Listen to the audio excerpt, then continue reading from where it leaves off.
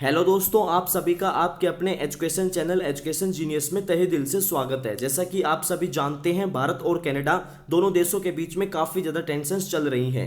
Tensions की शुरुआत होती है कनाडा के आरोप के साथ में, जो कनाडा ने भारत के ऊपर लगाया था। खालिस्तानी आतंकवादी हरदीप सिंह निज्जर की हत्या कनाडा के अंदर जून के महीने में हुई।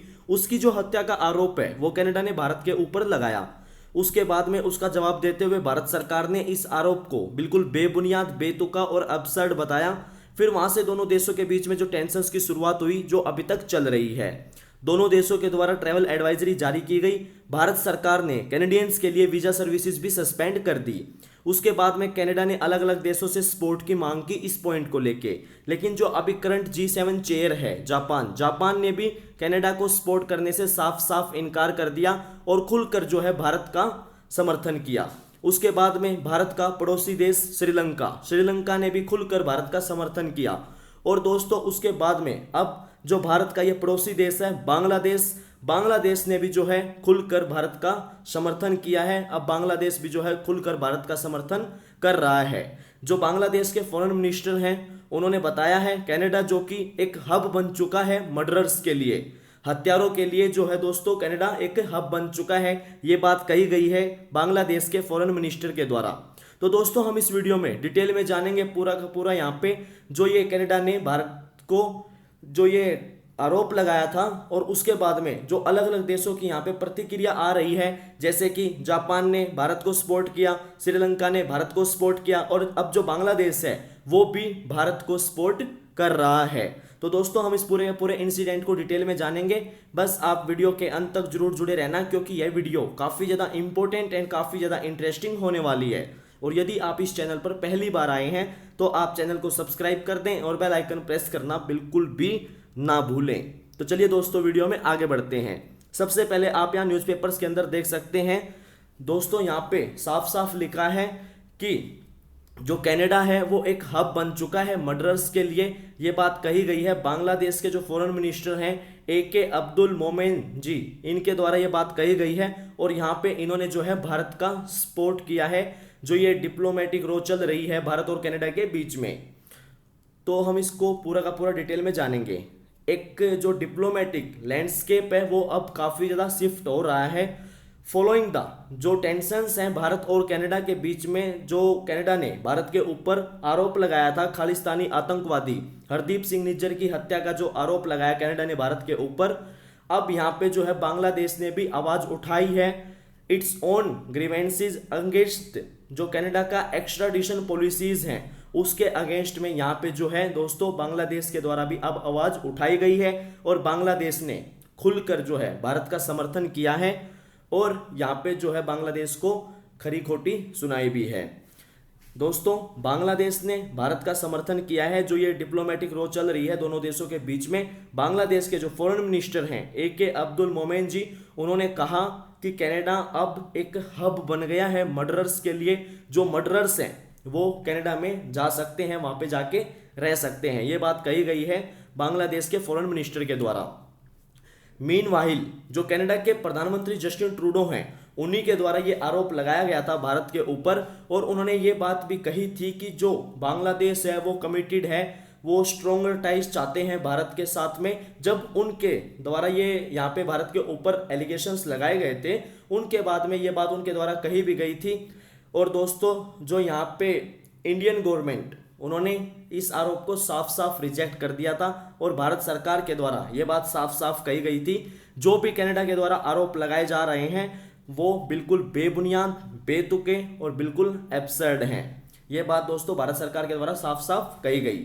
और यहाँ पे जो है दोस्तों, ये कनाडा के जो आरोप हैं इनके ऊपर बोलते हुए जो बांग्लादेश के फॉरेन मिनिस्टर हैं, इन्होंने बोला है एक इंटरव्यू में इंडिया टुडे के साथ में, ये कहा है कनाडा जो है वो एक हब नहीं होना चाहिए ऑल मर्डरर्स के लिए। ये बात उनके द्वारा कही गई है।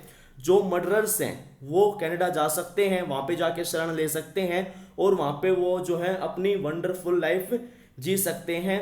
वाइल दोज दे किल्ड, जिनको उन्होंने मारा है उनके जो रिलेटिव्स हैं वो सफ़र कर रहे हैं, लेकिन जो हत्यारे हैं, जो मर्डरर्स हैं, वो कनाडा में जाके वहाँ पे शेल्टर लेके वहाँ पे रह रहे हैं, रह सकते हैं। ये बात उनके द्वारा कही गई है। और उन्होंने ये भी बोला है कि जो कनाडा है वो हब नहीं होना चाहिए मर्डरर्स के लिए। और यहाँ पे उनके द्वारा ये बात भी कही गई है कि जो बांग्लादेश है वो गुड रिलेशनशिप शेयर करता है भारत और कनाडा दोनों के साथ में, ये बात कही है।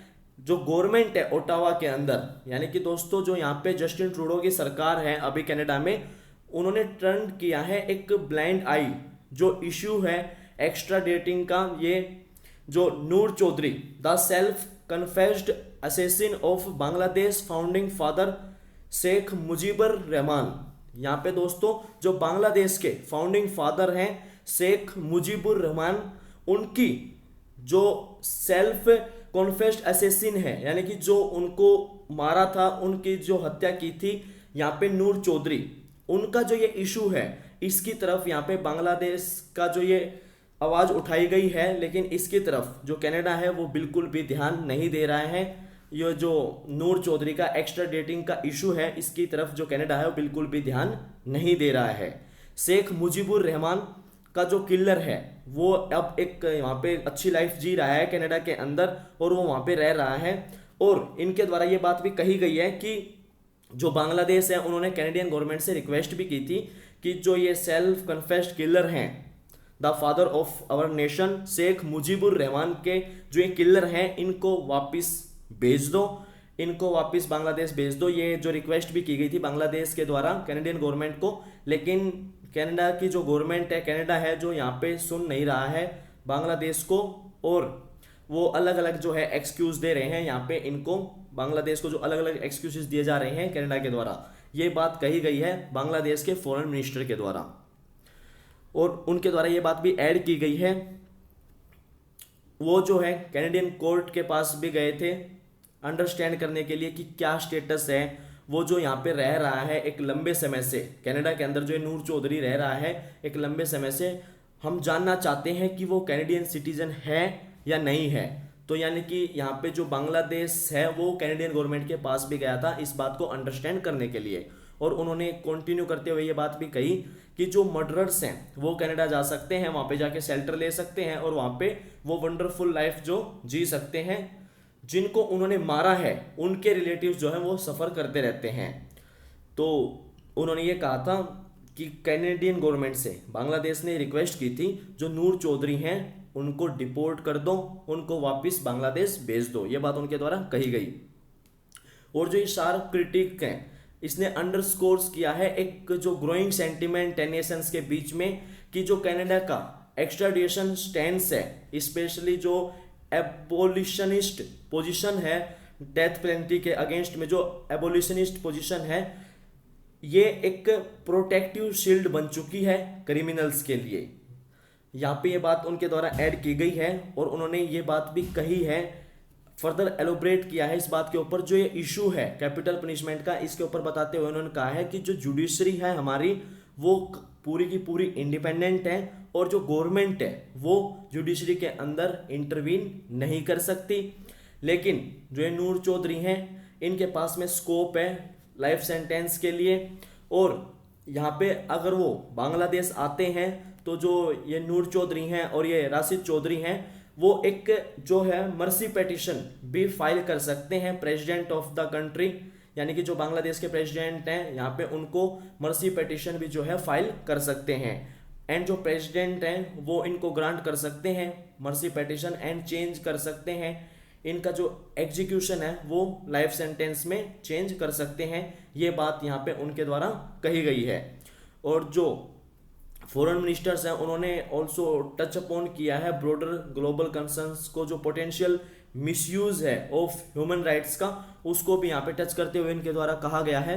इन्होंने बोला है कि जो कॉन्सेप्ट है ह्यूमन राइट्स का वो being abused by many peoples at many times, और ये रियली अनफॉर्चुनेट है क्योंकि एक ये ऐसा टाइम बन चुका है excuse for some peoples to protect killers, यानी कि लोग हैं यहाँ पे ह्यूमन राइट्स का ये एक ऐसा एक्सक्यूज है फॉर सम पीपल्स के लिए कि वो जो किलर्स हैं उनको प्रोटेक्ट करते हैं एंड जो मर्डरर्स एंड टेररिस्ट हैं उनको यहाँ पे प्रोटेक्ट करते हैं कुछ लोग जो है ह्यूमन राइट्स का एक्सक्यूज करके, यहाँ पे ह्यूमन राइट्स को यूज करके।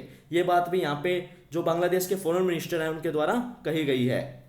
और यहाँ पे जो ये बांग्लादेश का एक बोल्ड क्लेम है, ये अब एक मेन स्पॉटलाइट है नाउ फर्मली ऑन जो कनाडा की एक्स्ट्राडिशन पॉलिसीज हैं उनके ऊपर ये एक स्पॉटलाइट है। जो अनफोल्डिंग इवेंट्स हैं वो सिर्फ ओनली शेप नहीं करेंगे बायलैटरल रिलेशंस को, बट ऑल्सो ये सेट करेंगे एक president for how countries address complex issue of extradition in globalised world. यानी कि यहाँ पे जो है एक ये सेट करेंगे एक प्रेसिडेंट को कि जो कंट्रीज हैं वो कैसे इस कॉम्प्लेक्स इशू है जो ये एक्स्ट्राडिशन का, इसको कैसे एड्रेस करते हैं एक ग्लोबलाइज्ड वर्ल्ड के अंदर। और अर्लियर यहाँ पे जो बांग्लादेशी फॉरेन मिनिस्टर हैं उन्होंने कहा कि जो एलिगेशंस लगाए गए हैं कनाडा के द्वारा, जो भारत के ऊपर आरोप लगाए गए हैं, ये एक सैड एपिसोड है। और उन्होंने ये बात ऐड की है कि जो ढाका है, जो बांग्लादेश है, यहाँ पे उनको भारत के ऊपर बहुत ज़्यादा गर्व है। और उन्होंने ये भी बोला क्योंकि जो भारत है वो ऐसी इमेच्योर थिंग्स नहीं करता, ऐसी हरकतें नहीं करता, ये बात उनके द्वारा कही गई है। और उन्होंने ये कहा है कि I think it is very sad. और उन्होंने ये भी बोला है कि उनको डिटेल्स का नहीं पता, बट उन्होंने बोला कि वो कोई भी कमेंट नहीं करेंगे यहाँ पे। और उन्होंने ये बोला कि हमें भारत के ऊपर बहुत ज़्यादा प्राउड है क्योंकि भारत ऐसी जो इमेच्योर थिंग्स हैं वो कभी भी नहीं कर सकता। और हमारे जो है भारत के साथ में सॉलिड रिलेशनशिप है एंड जो ये रिलेशनशिप है ये बेस्ड है वैल्यूज एंड प्रिंसिपल्स के ऊपर। ये बात यहाँ पे बांग्लादेश के जो फॉरेन मिनिस्टर हैं उनके द्वारा कही गई है। तो दोस्तों मुझे उम्मीद है कि आपको ये पूरा का पूरा कंप्लीटली डिटेल में समझ में आ गया है। वीडियो देखने के लिए आप सभी का तहे दिल से धन्यवाद। मिलता हूँ आपसे नेक्स्ट वीडियो में फिर इंटरेस्टिंग एंड नॉलेजेबल टॉपिक के साथ में। तब तक के लिए आप चैनल को सब्सक्राइब कर दें और बेल आइकन प्रेस करना बिल्कुल भी ना भूलें। वीडियो देखने के लिए आप सभी का तहे दिल से धन्यवाद। थैंक यू दोस्तों। जय हिंद, जय भारत।